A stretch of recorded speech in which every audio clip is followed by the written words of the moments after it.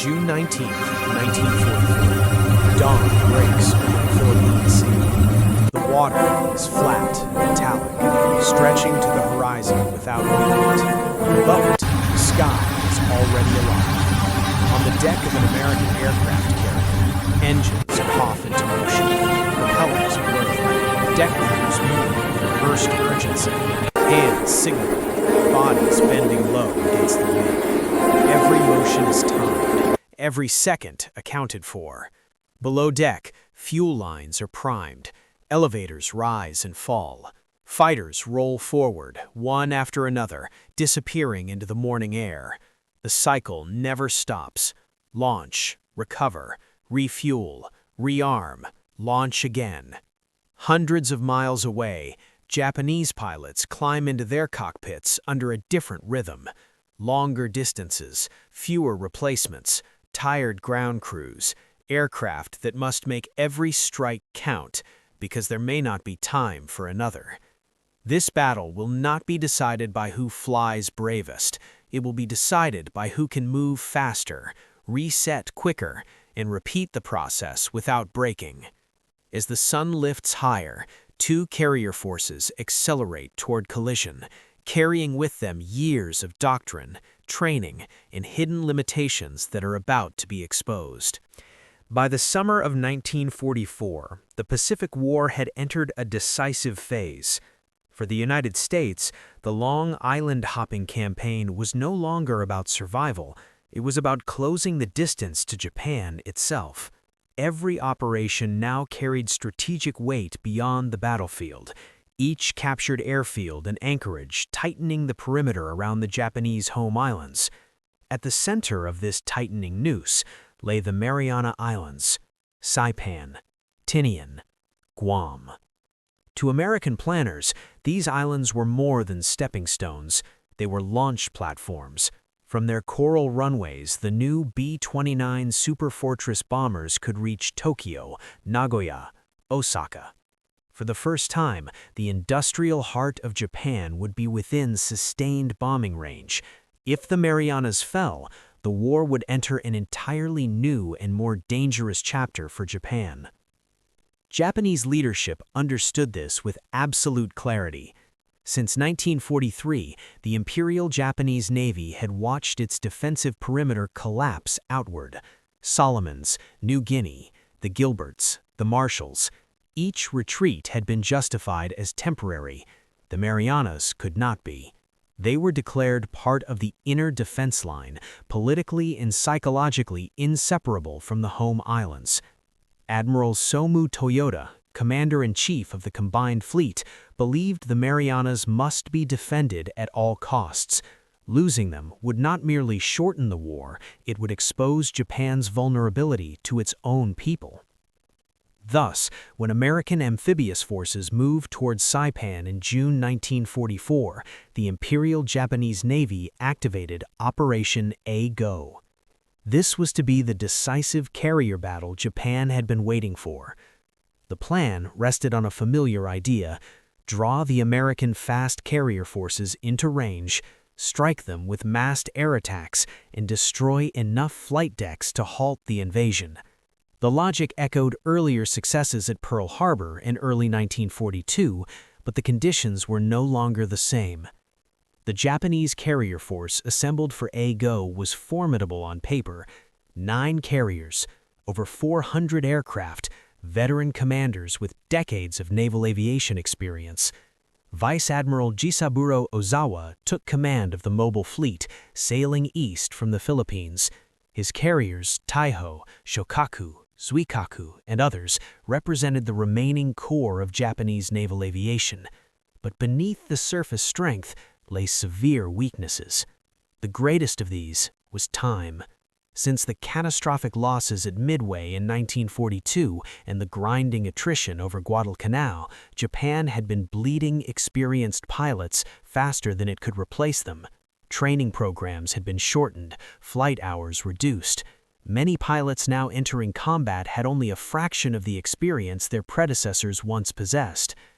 In contrast, the American Navy transformed carrier warfare into a system. By 1944, American industrial output dwarfed that of every other nation combined. Essex-class carriers rolled off shipyards with assembly line efficiency. Aircraft production surged. Most importantly, pilot training pipelines expanded rather than contracted. Losses were absorbed, analyzed, and corrected. The U.S. Fifth Fleet, under Admiral Raymond Spruance, represented the culmination of this transformation. Task Force 58, the fast carrier striking arm, fielded 15 fleet and light carriers, protected by battleships, cruisers, and destroyers. More than 900 aircraft stood ready. But numbers alone do not explain what was coming. American carriers now operated as integrated machines. Radar detected incoming threats hundreds of miles away. Combat information centers tracked formations in real time. Fighter direction officers guided interceptors with mathematical precision. Deck crews practiced launch and recovery cycles until they became reflex. Every improvement was small. Together, they compounded. As American forces closed in on Saipan, Spruance faced a dilemma. His orders were clear: protect the invasion fleet at all costs. He could not gamble recklessly. Ozawa, on the other hand, had no such luxury. He needed a decisive blow. Delay favored the Americans. Every hour strengthened their airfields and defenses.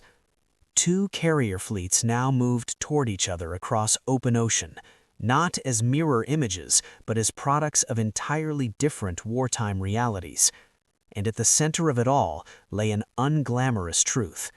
This battle would not be decided by who struck first, but who could strike again. That difference, still invisible on the horizon, was already shaping the outcome. By mid-1944, American and Japanese carriers no longer represented comparable tools of war. They were outwardly similar: flat decks, island superstructures, aircraft packed wing to wing, but beneath the steel, they belonged to different eras of naval thinking. For the Imperial Japanese Navy, carrier aviation had been built around elite skill. Pre-war doctrine assumed a small number of highly trained pilots would deliver decisive blows early in a conflict. Precision mattered more than sustainability. The system worked brilliantly in 1941 and early 1942, when Japan possessed the world's most experienced naval aviators and faced opponents unprepared for carrier warfare. But it was a system with little depth. Japanese carrier doctrine emphasized long-range strikes launched in single, coordinated waves. Aircraft were fueled, armed, and spotted on deck in large groups, then launched together. It was an impressive spectacle, but it was also rigid. Once a strike was airborne, the deck often remained cluttered, unable to quickly cycle aircraft for defense or follow-up attacks. American doctrine evolved differently. The U.S. Navy had learned early that carriers would survive only if they could fight continuously. This required rapid deck cycles, launching, recovering, refueling, rearming aircraft in overlapping sequences. Rather than massing everything into one decisive strike, American carriers emphasized sustained pressure. This difference was reinforced by design. Essex-class carriers featured efficient deck layouts, powerful elevators, and ample aviation fuel storage. Damage control systems were extensive. Hangar decks were treated as working spaces, not just storage areas. Aircraft could be moved, serviced, and replaced at speed. Japanese carriers, even modern ones like Taiho, struggled to match this tempo. Limited ventilation, fuel handling vulnerabilities, and less flexible deck procedures slowed recovery times. A single mistake, a spilled fuel line, a blocked elevator, could halt operations. Training magnified these disparities. American pilots entering the Philippine Sea battle were products of a mature pipeline. They had logged hundreds of flight hours. Carrier landings were drilled repeatedly. Replacement pilots arrived continuously, already integrated into standardized procedures. Japanese training had become a race against time. Fuel shortages limited flight hours, veteran instructors were dead or deployed at the front, new pilots learned theory without repetition, many had never practiced carrier landings under combat conditions. Once committed to battle, there were few reserves to draw from. Even ground crews felt the difference. On American carriers, deck crews operated in color-coded teams, each man assigned a specific role. Ordnance handlers, fuel crews, plane captains, every task flowed into the next. Mistakes were documented and corrected across the fleet. Japanese deck crews were skilled but overworked. Smaller teams handled larger workloads. Replacement personnel were scarce. Fatigue accumulated quietly, day after day, long before the first aircraft was launched. Technology widened the gap further. American radar systems did more than provide early warning. They shaped decision-making. Incoming enemy aircraft were detected at long range, tracked continuously, and intercepted well before reaching the fleet. Fighters could land, refuel, and relaunch multiple times in a single day. Japanese radar coverage was limited and unreliable. Fighter direction relied heavily on visual contact and pre-planned timing. Once strikes were airborne, real-time coordination became difficult, especially over long distances. Distance itself became a weapon. Japanese aircraft were forced to operate at the extreme edge of their range. This meant less fuel for combat maneuvering and almost no margin for error. Damaged planes often ditched short of the fleet. Pilots who missed their carriers after dark were lost. American fighters, operating closer to their task forces, could cycle repeatedly. A single pilot might intercept, land, rearm, and intercept again, something Japanese pilots could rarely attempt. By the time the two fleets closed on the Philippine Sea, the contest was no longer symmetrical. One side was optimized for endurance, the other for a single, decisive moment. When that moment arrived, the clock would not stop. And as the battle opened, it became clear that time itself had chosen a side. Before the first enemy aircraft appeared on radar screens, the battle was already being fought on steel decks under an unforgiving sun. On American carriers, the flight deck was a place of repetition. Movements were stripped of emotion and reduced to procedure. Plane captains checked control surfaces. Ordnance crews locked bombs into place. Fuel hoses were connected, disconnected, and rolled away again. The same motions repeated dozens of times a day. This rhythm mattered. Each man understood not just his own task, but how it fed the next. A delayed fueling slowed arming. A misaligned aircraft blocked an elevator. Every error echoed across the deck. Over time, discipline replaced urgency. Calm replaced haste. For many sailors, this was not their first operation. Some had survived earlier battles, Tarawa, Kwajalein, Truk. Their confidence did not come from optimism, but from familiarity. They trusted the system because they had watched it work under fire. Japanese deck crews operated under a heavier burden. Their carriers carried fewer aircraft, but each one felt irreplaceable. Crews worked with care, knowing that damaged planes might never be repaired, and lost pilots could not be replaced. Fatigue was constant, sleep came in fragments, the tropical heat punished metal and men alike. When alarms sounded, the pressure intensified. There was no margin for repetition. Each launch had to succeed the first time.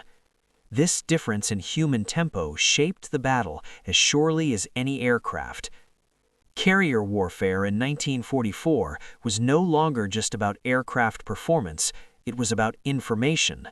On American ships, radar operators tracked contacts long before they became visible. Blips on green screens turned into altitude estimates, headings, and speeds. In combat information centers deep inside the ships, officers translated data into decisions. Fighters were launched not in desperation, but in anticipation. American pilots were guided to intercept points calculated minutes in advance. They climbed to altitude while enemy formations were still assembling. When fuel ran low, they returned, landed, refueled, and launched again, sometimes within an hour. The deck cycle became a weapon. Japanese forces lacked this advantage. Radar detection was inconsistent, and fighter direction depended on pre-arranged plans. Pilots were often launched too early or too late. Once airborne, they flew long distances with little guidance, burning fuel before reaching combat. Every minute lost in coordination was a minute stolen from recovery. As the battle approached, this invisible contest of timing began to tilt decisively. At the highest level, the two fleets were guided by different imperatives. Admiral Raymond Spruance was cautious by nature. His priority was clear: protect the amphibious forces at Saipan. He resisted the temptation to chase Ozawa aggressively, keeping his carriers positioned to defend rather than pursue. Critics would later debate his restraint, but in June 1944, caution aligned perfectly with American strengths. By holding position, Spruance forced Japanese aircraft to fly longer distances, stretching their range and compressing their options. Vice Admiral Jisaburo Ozawa faced the opposite reality. He needed to strike first, and strike hard. His plan relied on long-range attacks, coordinated precisely across multiple carrier groups. Delay meant failure.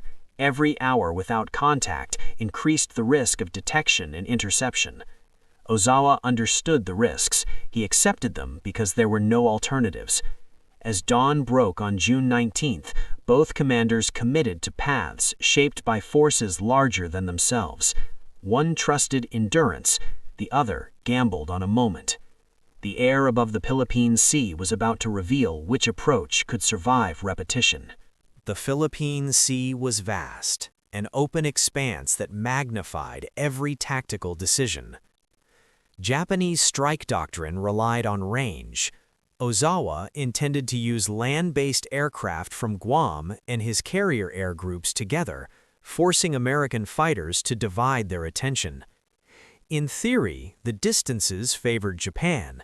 American carriers would be attacked from multiple directions over hundreds of miles. In practice, distance became a trap. Japanese carrier aircraft launched from extreme range to avoid early detection. This meant flying at economical speeds, conserving fuel before combat even began. When intercepted, pilots had little room to maneuver. Prolonged dogfights were not an option. Every turn consumed fuel they could not spare. American fighters faced no such constraint.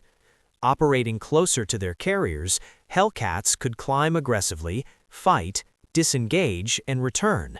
Interceptions happened in layers, far from the fleet, then closer, then directly overhead. If one group of fighters missed contact, another would be waiting. The geometry of the battle bent toward repetition. Japanese strikes arrived in waves that could not be regenerated. American defenses could be. For Japanese pilots, the approach to the American fleet was disorienting. Many expected to encounter a screen of fighters near the carriers. Instead, they met resistance far earlier. Interceptions came at altitude, then again lower, then once more near the fleet. Radio chatter grew confused. Formations broke apart under pressure. Pilots trained for precision attacks now fought for survival. Fuel gauges dropped faster than anticipated. Navigation became uncertain. Some pilots turned back early, abandoning attacks to avoid ditching at sea. Others pressed on, only to discover that the carriers they sought were still dozens of miles away. Those who reached the fleet faced concentrated anti-aircraft fire guided by radar. Damage accumulated quickly. Escape routes vanished. Returning home proved no easier. Many Japanese pilots found their carriers had moved. Some misjudged distance and altitude, circling desperately as fuel ran out. Ditchings multiplied. Night recoveries claimed more aircraft than American fighters. For men trained to deliver a single decisive blow, the realization was brutal. The enemy could absorb losses and continue fighting. They could not. Courage was present on both sides. Skill was present on both sides. What differed was sustainability. American naval aviation had become a system designed to forgive mistakes. An aircraft lost could be replaced, a pilot shot down might be rescued, procedures adapted, lessons traveled across the fleet within days. Japanese naval aviation had become brittle. Every loss was final. Every damaged carrier reduced capacity permanently. Every dead instructor shortened the future. The system had no elasticity left.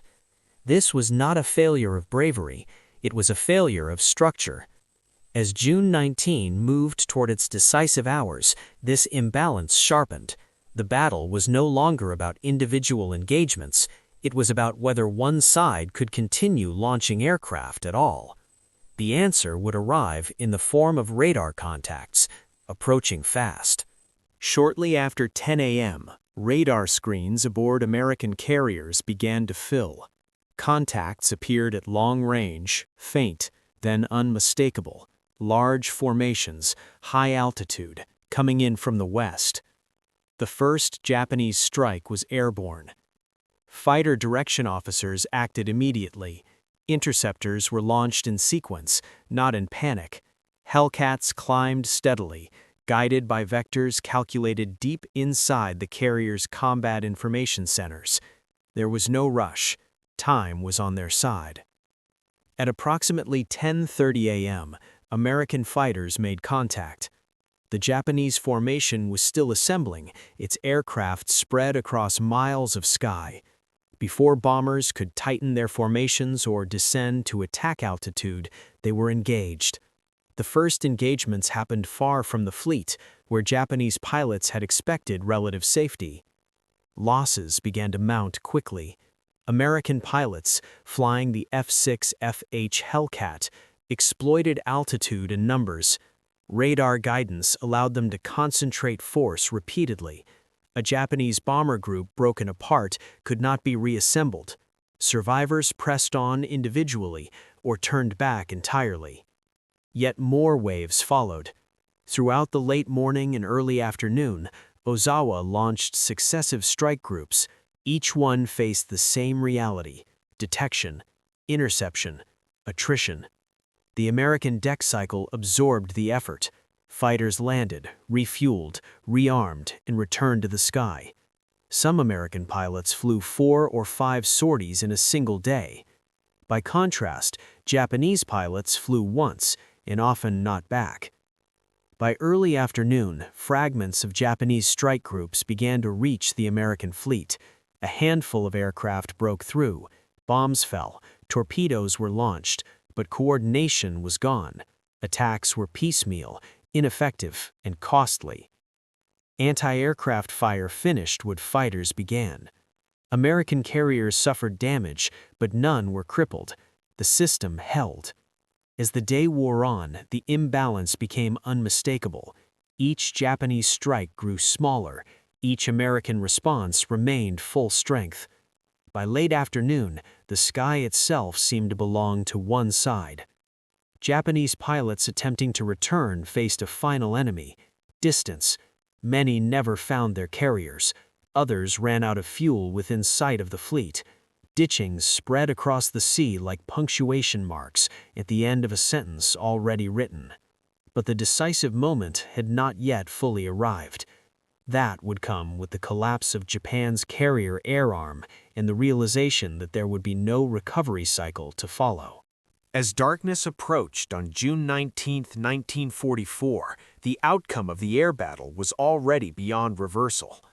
Japanese carrier decks were emptying, not to prepare for another strike, but because there were fewer aircraft left to land. Flight decks that had once held tightly packed formations now stood quiet, illuminated only by dim recovery lights. The pilots who returned did so alone, scattered, and often damaged. Vice Admiral Ozawa assessed his situation with brutal clarity. Hundreds of aircraft had been committed, most had not returned. The losses were not merely numerical, they were human. The majority of Japan's remaining carrier pilots, men trained over years, not months, were gone in a single day. There would be no second chance. That night, disaster compounded disaster. The fleet carrier Taiho, Ozawa's flagship, had already been fatally wounded. Earlier in the day, an American submarine, USS Albacore, had torpedoed her. Poor damage control and inadequate ventilation allowed fuel vapors to spread unchecked. By afternoon, a massive internal explosion tore the ship apart. Taiho sank, taking much of her crew with her. Not long after, Shokaku, veteran of Pearl Harbor and Coral Sea, was struck by torpedoes from USS Kavala. She capsized and sank rapidly. Another irreplaceable carrier vanished beneath the sea. These losses were not isolated events, they were symptoms. Japanese carrier doctrine had assumed that carriers would launch decisive strikes before being found. But American submarines, radar, and air patrols collapsed that assumption. The fleet could not hide, the deck cycle could not be reset. On June 20th, the Americans struck back. Despite the long range, Spruance authorized a late-afternoon strike against Ozawa's retreating fleet. American pilots flew into the setting sun, navigating at the edge of their endurance. The strike damaged additional carriers and ships, further reducing Japan's ability to fight.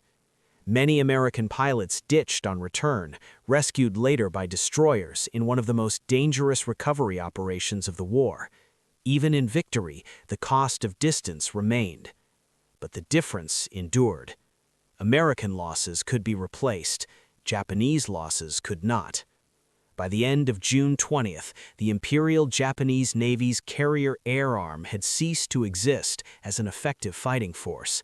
The carriers themselves still floated, but their decks were empty, their crews exhausted, their doctrine shattered. The clock had run out, not because Japan lacked courage or resolve, but because its system could not endure repetition. The battle's name would later be simplified, even trivialized, but for those who lived it, the reality was unmistakable. This was the moment the air war in the Pacific crossed a point of no return, and its consequences would echo far beyond the Philippine Sea. When the battle ended, the numbers told a stark story. Over the course of June 19 and 20, 1944, the Imperial Japanese Navy lost approximately 300 carrier-based aircraft. Many were destroyed in the air. Others were lost to anti-aircraft fire, ditchings, or failed recoveries. The majority of their pilots, some of the last fully trained naval aviators Japan possessed, were gone with them. The United States Navy lost fewer than 130 aircraft, most during the long-range strike on June 20. Many American pilots were rescued after ditching at sea. Some aircraft were written off, but the men who flew them often returned to fight again. In carrier terms, the imbalance was devastating. Japan lost 2 fleet carriers, Taiho and Shokaku, and suffered damage to others. Even the carriers that survived were effectively hollowed out. A carrier without trained air crews was no longer a weapon, it was a liability. American carriers emerged intact. Damage was limited, flight decks remained operational, aircraft continued cycling even as the battle concluded. Within days, Task Force 58 was ready to support further operations. The psychological impact was immediate. Japanese commanders understood what had happened. This was not merely a tactical defeat, it was a systemic collapse. Carrier aviation had been the Imperial Navy's decisive arm since 1941. Now it could no longer function as such. For American forces at Saipan, the effect was equally clear. The invasion fleet, once under threat, now operated without fear of major carrier air attack. Supplies flowed ashore, airfields expanded, the campaign continued with renewed momentum. Yet behind the statistics lay quieter realities. Wreckage drifted across the Philippine Sea for days. Oil slicks marked where ships and aircraft had vanished. Survivors clung to debris, many never found. The sea absorbed most of the evidence, but not the cost. The balance of power in the Pacific had shifted permanently. What followed would confirm it. The Battle of the Philippine Sea did not end the Pacific War, but it ended Japan's ability to control it from the air. In the weeks that followed, the consequences became unmistakable. With Japanese carrier aviation neutralized, the U.S. Navy gained uncontested dominance across the Central Pacific. American task forces moved with confidence, no longer constrained by the threat of massed carrier strikes. Saipan fell in July 1944. Guam followed, Tinian soon after. From these islands, engineers carved runways out of coral and volcanic rock. Within months, B-29 superfortresses began arriving in force. By November, they were flying regular missions over Japan, something unthinkable before the Marianas were secured. For Japan, the loss of carrier air power forced a grim adaptation. Remaining carriers were retained as decoys or transport platforms. Aircraft shortages worsened. Pilot training deteriorated further.